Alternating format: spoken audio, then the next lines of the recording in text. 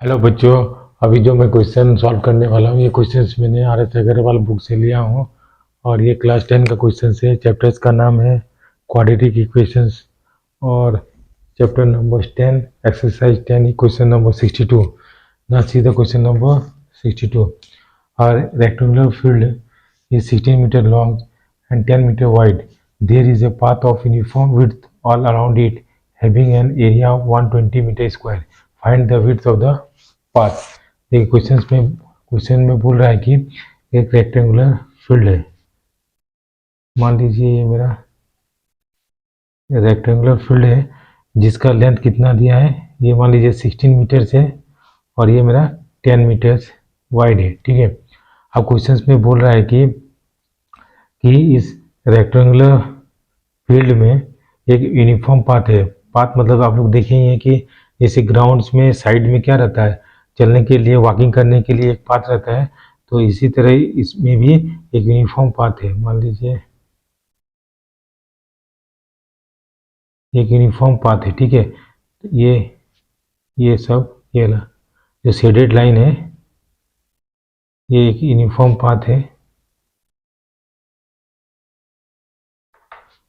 Uniform path all round मतलब कि जो जो ये पाथ का विड्थ है ना, सब चारों तरफ से बराबर है। ठीक है। तो मान लीजिए जो ये विड्थ है ये कितना, मान लीजिए x, तो इधर भी ये x हो गया, इधर भी ये x हो गया, इधर भी ये x है। ठीक है।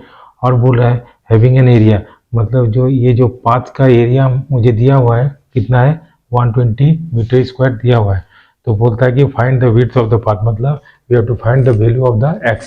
तो पहला चीज है कि देखिए एरिया ऑफ रेक्टेंगल क्या है, मतलब ये टोटल एरिया और इस एरिया को माइनस कर देंगे तो इस एरिया का वैल्यू हमको दिया हुआ है। तो एरिया ऑफ रेक्टेंगल कितना आ गया है, area of rectangle that is equal to length into breadth. तो कि लेंथ कितना है, दैट इज 16 मीटर्स है और ब्रेथ कितना है, दैट इज 10 मीटर। तो मेरा एरिया इसका कितना हो गया, दैट इज 160 मीटर स्क्वायर। ठीक है। अब ये देखिए इस रेक्टेंगल्स का एरिया क्या आएगा, तो यहाँ पे देखिए यहाँ से यहाँ x और यहाँ से यहाँ x माइनस हो गया, तो इसका जो लेंथ कितना हो गया, 16 माइनस 2x हो गया, और इसका इधर से x और इधर से x माइनस हो गया, तो कितना है टोटल विड्थ में 10 माइनस 2x हो गया। तो इस एरिया, इस रेक्टेंगल्स का एरिया कितना हो जाएगा, that is area of rectangle किसका, दिस वन, ये मान लीजिए बड़ा वाला A1, इसको A2 मान लेते हैं, area of rectangle A2।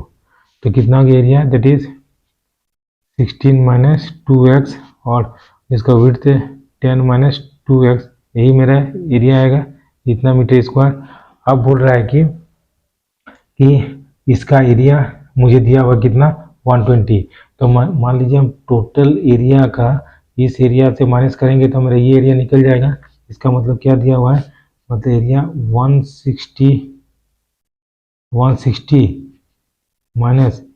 16 minus 2x into 10 minus 2x is equal to how much, दिया है मेरा 120।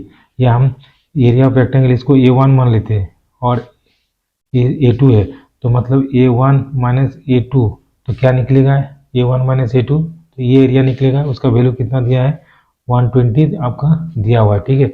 अब इसको हम क्या करते हैं, सॉल्व करते हैं। दिस इम्प्लाइज ये क्या आ गया 160 और मैं इधर इसको लेके आया था माइनस 120 हो गया और ये उधर चला गया तो कितना हो गया 16 माइनस 2x और ये 10 माइनस 2x हो गया। अब इसको हम सॉल्व करते हैं। ठीक है। तो 160 माइनस 120 कितना हो गया, दैट इज 40 हुआ। अब 6 इंटू 10 करेंगे तो सॉरी ये आपका 16 है, तो 16 इंटू 10 तो 160 minus 16 into 32x minus 20x plus 2 two या 4 एक्स स्क्वायर, ये आया। ठीक है। अब हम क्या करते हैं, सबको एक साइड पे लेके जाते हैं, तो इधर कितना हो गया, दैट इज 4x स्क्वायर और 20 और इतना हो गया माइनस 52x और ये इधर आ गया तो कितना हो गया प्लस 120 इज इक्वल टू 0। अब क्या क्या कब क्या हुआ, अब ये क्वाड्रेटिक इक्वेशंस के फॉर्म में आ गया। तो मान लीजिए यहाँ से 4 कॉमन लेते हैं तो कितना हो गया x square minus 13x plus 30 is equal to 0। तो ये इधर गया तो 0 आ गया, x square minus 13x plus 30 is equal to 0।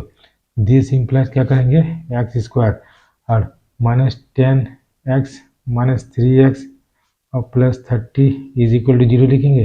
किसे 10 इंटू 3 तो 30 और माइनस 10 और माइनस 3 13 हो गया।